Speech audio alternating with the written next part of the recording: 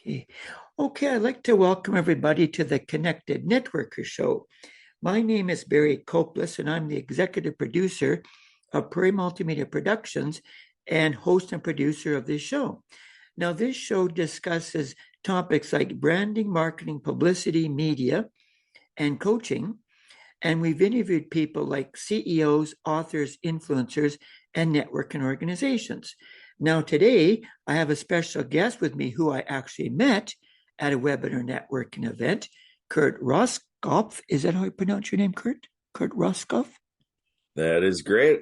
You're doing Okay. good. And I'm going to read you his bio here, a little bit of background about Kurt. Kurt is continually advocating for people with disabilities, showcasing abilities, utilizing technology and relationships to make relevant connections locally and across the globe. He serves as an ambassador of not only the Disability Channel, but also for the renamed Adaptive Division of the Wisconsin Waterski Federation. He currently hosts and co-hosts weekly podcasts, including both World of Ability and Compassionate Citizens, and began in 2016 with AbilityMKE Now, live on Riverwest Radio out of Milwaukee, Wisconsin. His deep dive in the world of advocacy amazingly began with water skiing more than 30 years ago. His leadership has included several local nonprofit board positions, along with serving for 2 years as vice chair of the Wisconsin Governor's Committee for People with Disabilities. And most recently, he has brought a Global Connection Wisconsin as the first Wisconsin host for the Happy Neighborhood Project. And that's where I actually met Kurt on the Happy Neighborhood Project. So welcome to the show, Kurt. And let me first ask you how you got into this area of advocating for disabled people.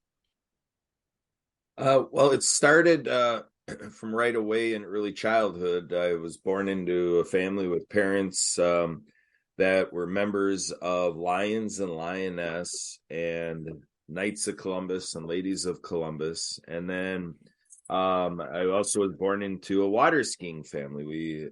I'm a lifelong water skier, and I used to enjoy my mother and my aunts performing water ski shows when I was just a little tyke. And so what happens is my brother actually first gets into this water ski show club, and I'm watching his show. And then I go ahead and I join this club. And just a handful of years later, the club is approached by an agency that serves adults with disabilities. And so the club, totally aside from me, just gets this program going, which we still carry out today, which is the first Saturday in August every year. We take people in the community skiing that are from the disability community in our area. And so what happened about a decade ago is there's a couple things that came into play from school days. So in high school, I got a scholarship with Optimus International. One of the things that they have is a communications contest for the deaf and hard of hearing. And so then what happens is that with this water ski show, I have an opportunity to arrange with our ski show director to say, hey, why don't we allow this man to ski in our show? And he's a man with cerebral palsy, a power wheelchair user. So we'd put him in the show with our sit ski. So what culminates there is that we just did it with a handful of our club, and we're set to go. But then the president of our board, which we didn't approach to do this, and then another board member, they come over to us observing what's taking place, and they tell me it's not going to happen. And so that's the way that plays out, is that the man does not end up skiing in our ski show. And the next day I culminated to be like, wow, they had about 20 reasons why this guy shouldn't ski. And the one reason that really stood out to me was the one board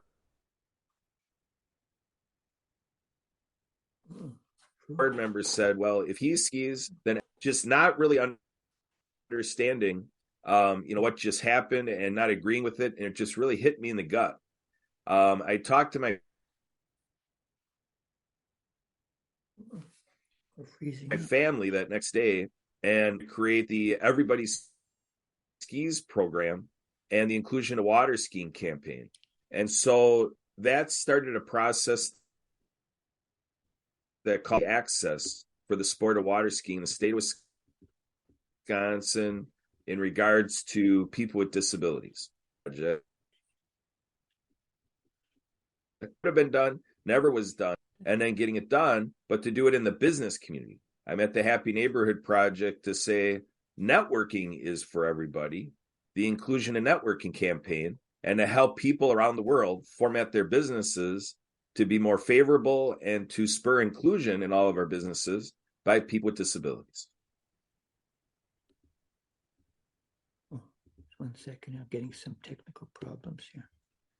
All right. Okay, 1 second. I'm just going to try something different. 1 second. Yeah.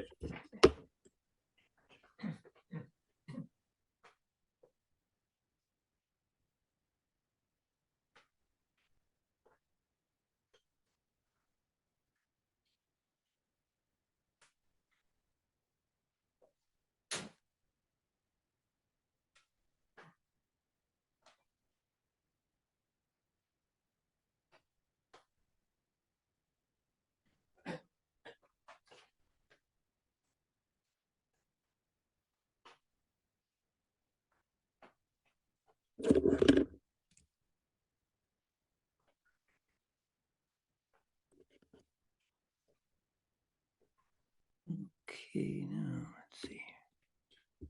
Oh. Okay, 1 second here. I got too much bandwidth here. Oh, what's the now? Let's see, road, okay.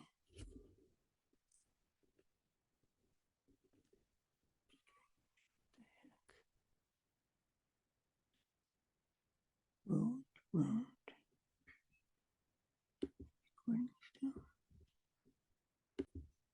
Okay. Okay, you can continue. Okay, sorry about that. You kind of froze. Okay, you're still frozen here. Oh, for Pete's sakes. Let's see here. Pause. Okay, continue. Okay, continue and see what happens here.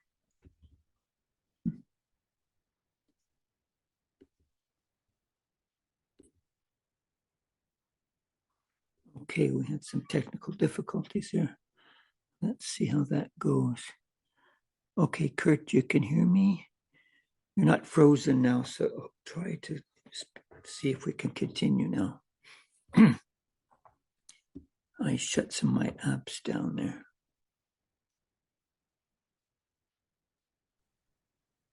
Okay, where would you like to pick up? Yeah, okay. Yeah, and I also want to ask you about, you mentioned that you're on some boards in Wisconsin, is it? You're on some boards with disability issues? Yeah, when I tell the story about the agency that serves adults with disabilities, I'm actually on the board of that agency now. That is Adaptive Community Approach Program, which has a whole array of programming for adults with disabilities in our area, you know, whether it's about gardening or artwork or music or sports rec, you know, basically anything somebody would like to do in the community. Adaptive Community Approach Program creates the program that's conducive for our members with disabilities. Adaptive Community Approach Program. Now, does your USA country get support from the government on these issues about disabilities? Yeah, we have an Americans with Disabilities Act. We have Medicare programs, which fund a whole slew of programs for Americans with disabilities on the state level. So yeah, from the federal level, the states get all sorts of funding for all of these commitments to our Americans with disabilities. And the states design a lot of agency programs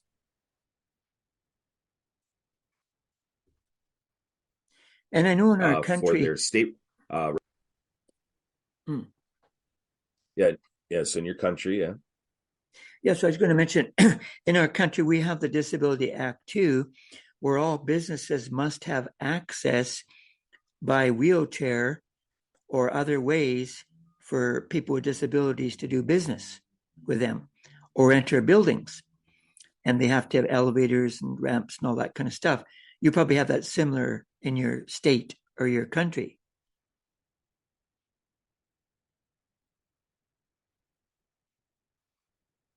Okay. When Yeah, you yeah. mentioned your That the Disability Act that you guys have. It keeps freezing. I don't know why. yeah. So the idea is organization, if any group agency is getting a federal dollar, they are required to make everything their organization does has to have all of that accessibility like you're talking about with the elevators, and even protecting like those who have a sensitivity to fragrance, or chemical sensitivity. So their events even say, for that organization's event, when you're invited, you're agreeing to not wear your perfumes, not wearing your deodorants and stuff like that, because some people would not come to the event because they're sensitive to those products. So yeah, they've got the cover. Even EMF waves, so if you have a lot of stuff going through the air because of all the electronics and all the wireless stuff and the cell phones and all that, all of that pollution of the air through electromagnetic fields, there's protection there, because we want to make sure that, people who have sensitivity to that aren't refraining from the event because they don't, their bodies don't tolerate that energy.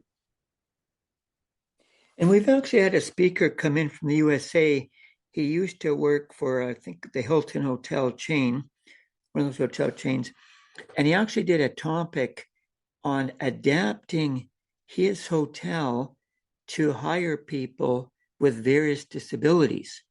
Now, a lot of people with disabilities, if it comes to applying for a job, they don't get equal opportunity because of disability to get a chance to get the job, because the person with the all the abilities will normally get it. But this fellow actually gave an interesting talk in our city where he actually hired a lot of people with disabilities, like blind people, people with one hand, one leg, or whatever they had disability wise. And he adapted the job to whatever their disability was. For example, you might not get a person that's blind to do ironing because they could burn themselves, but a person blind could absolutely do dishes. They could actually wash dishes. You don't need to see to wash dishes. You feel the dishes, right? So it was a very interesting talk that he gave in our city several years ago. And he actually made a documentary about what he did with the hotel chain to hire people with disabilities and have them earn the same wage as the people with non-disabilities. And it was a very powerful talk that he gave. Now, I haven't been able to contact him, and I believe he also wrote a book too. So that's what's going on in our country, and they've actually had a program in our country. I think it's by Matthew Hydro, and I forget what it's called now, but it was a program to allow people, again, with disabilities to apply for all kinds of jobs if they feel they're qualified for outside their disability with the tasks involved in the job, and hire them. And one of the major chains that adopt this program is Tim Hortons Donuts. I don't think you guys have Tim Hortons in the States, but we have it here. So it was a very interesting model that Manitoba Hydro with other organizations adapted.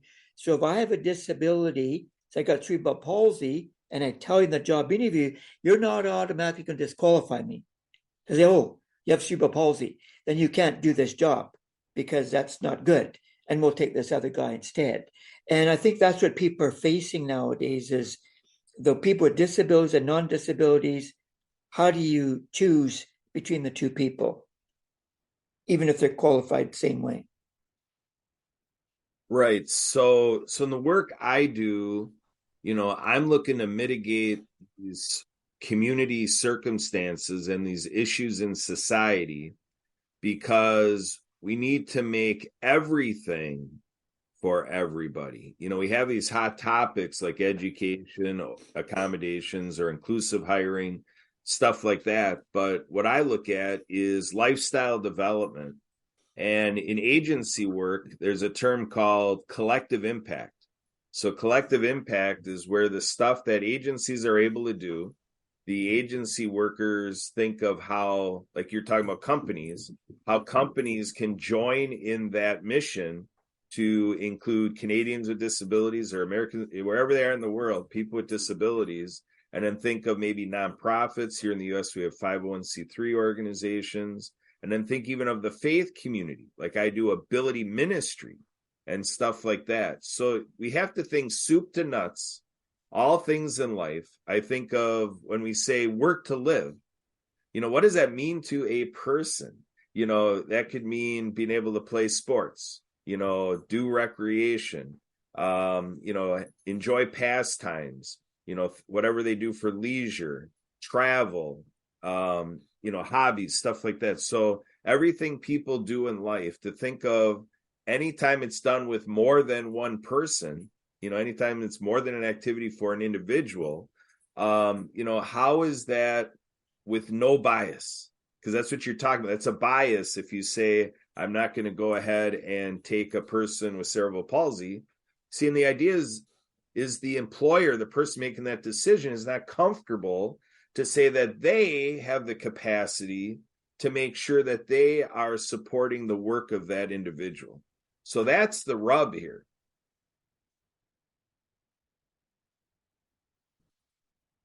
A lot of times people might, the concern of what that candidate might be able to do or not do.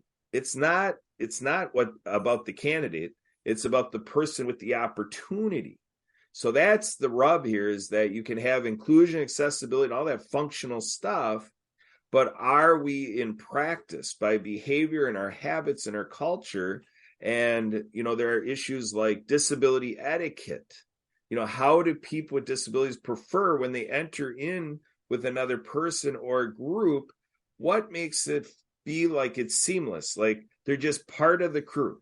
They're just another person in the room, and there's not all of this hyper focus on them because they're different, that type of thing. So, and then there's disability friendly language. A lot of people in business practice linguistics, and there's people first language and stuff like that. So the disability community at large, looks at that influences how the mind works and how we put things to practice and what's inspired from our conversations and our narrative. So again, if we can think faith experience, service experience, education, government agency work, and civics, all stuff by villages, cities, whatever, all that stuff there, and then work through businesses and employment, and then all the fun things in life. If we think of these pockets of life and say, how at each point are we making sure that that thing is for everybody, it all kind of commingles then. Because then when that person shows up for the job, the influences from all these life experiences say, well, I can do this with this individual with cerebral palsy and everything else I do in life. Why not here in the workplace? And as you're going to mention to you too, that I'm noticing quite a bit more because I work in the arts community in the film industry sector, and I'm noticing a lot of TV shows and film productions are actually integrating people with real disabilities in a role in either a movie or a TV show. And one of the examples is Marlee Matlin, that used to be in a show called FBI with the I through it to indicate that she was deaf. And I think she actually won an Academy Award. So we want to see more people that have real disabilities integrated to say, you can act with a disability, you can play music with a disability. Look at Stevie Wonder. He's a well-known musician and he's totally blind. And he's well recognized. And you don't think, oh, I don't want to go listen to a blind musician. I don't think that way. I want to listen to Stevie Wonder. He's a great musician. I love his music. Put the blindness aside. I love his music, right? Just think of him as a great musician and put the blindness aside. And when it comes to Marlee Matlin, put the deafness aside. She's a great actress. I liked that show when I watched it, and I think she's been in other movies. So just put that aside and just look at what she can do outside of her disability. And I think that's what society needs to do. Don't look at the disability first and then the other thing second. And by the way, we actually have an organization which was rebranded. I'll tell you a little bit about it, maybe I mentioned before, called Manitoba Possible. It used to be called Society of Manitoba with Disabilities. They want to rebrand to say we don't want to think of people as disabled. We want to think as people with possibilities. And this organization actually does what's called the drop zone. I don't know if you've ever heard of it. If they have it in the States, they rappel down 350 feet from the top of a building. And I actually witnessed a lady in a wheelchair rappel down, strapped in the wheelchair.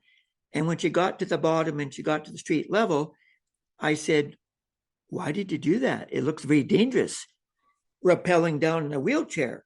And you could get hurt, whatever. Said, I had a dream when I was 16 years old to sit in my wheelchair and rappel down the building and show people it's possible.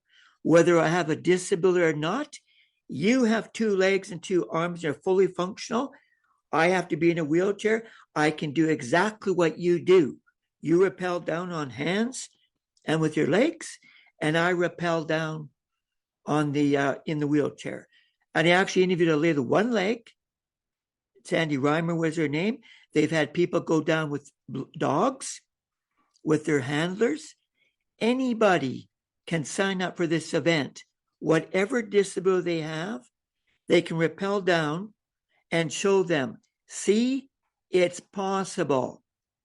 I have a disability. I did it. So don't tell me you cannot do it because I just did it. And I did it at 18 years old. Yeah, that's good stuff. And, you know, I think the takeaway from these triumphs is, you know, every person who hears the story you just told can consider, what does it mean to me? You know, when I go to my faith experience, am I going to do something different? Because that's what I did. When I looked to the right and I looked to the left and I looked behind me, all around me, you know, when I checked my surroundings, I became very conscious of the fact that it doesn't take much thinking to say, you know what, in my community, now a lot of faith communities are excellent, so we don't want this to be a stereotype, but in my faith community, it was that I was recognizing a gap.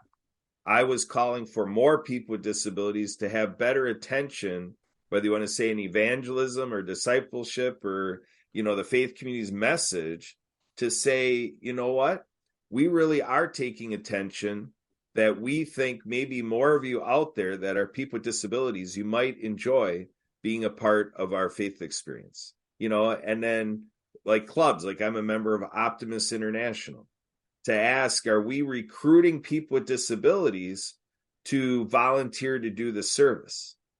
See, you know, I was in that mentality too, where unless you change your mindset, you know, we tend to naturally more think of people with disabilities are only receivers of our charity.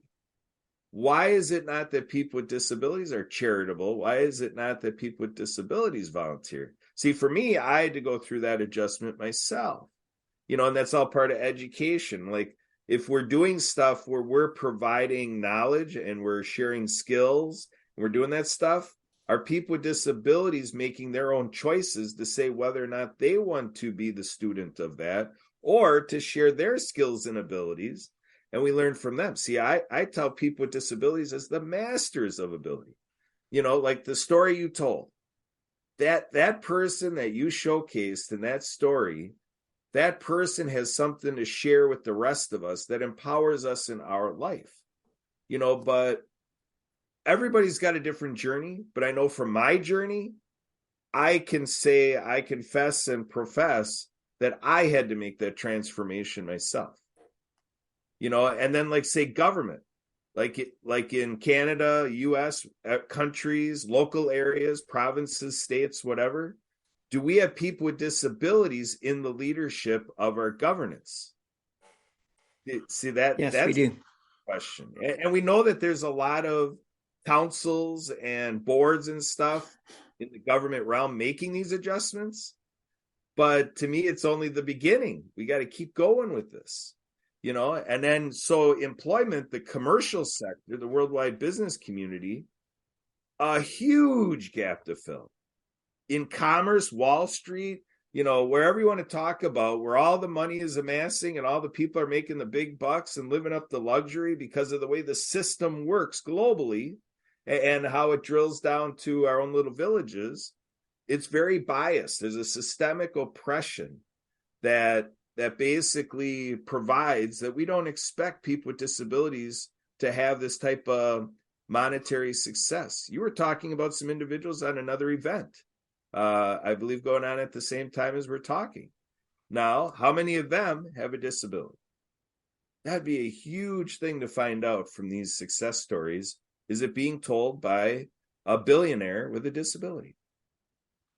And I'll give you another example because you mentioned about government and politics.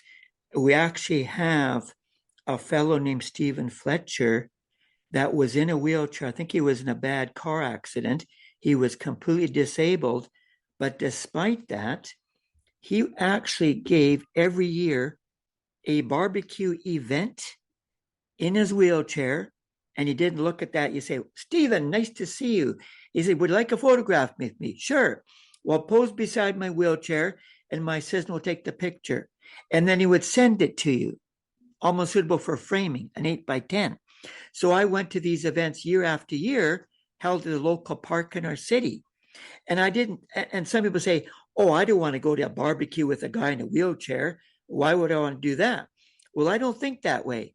I want to go to a barbecue because Stephen Fletcher was a well-respected MP politician. And you put that even aside and say, forget about the politics. He's a great guy. And I actually met his mother and father there too at this event. And I never said, oh, they don't want you to feel sorry for them either, right? I got to watch the time now. And so I went to the event. I would say, hi, Stephen, how you doing? What have you been up to? Oh, here's what I've been up to. And then he would say, what have you been up to, Barry? And we'd share stories, right? Just share stories, what you've been doing. Have you been traveling anywhere, whatever? Because you can't say, oh, I bet you can't be traveling because you're in a wheelchair. Who says so? I can get on a plane and I can be functional on a plane and fly whatever you need to be, right? I'll tell you one last example. We've got about less than 5 minutes left.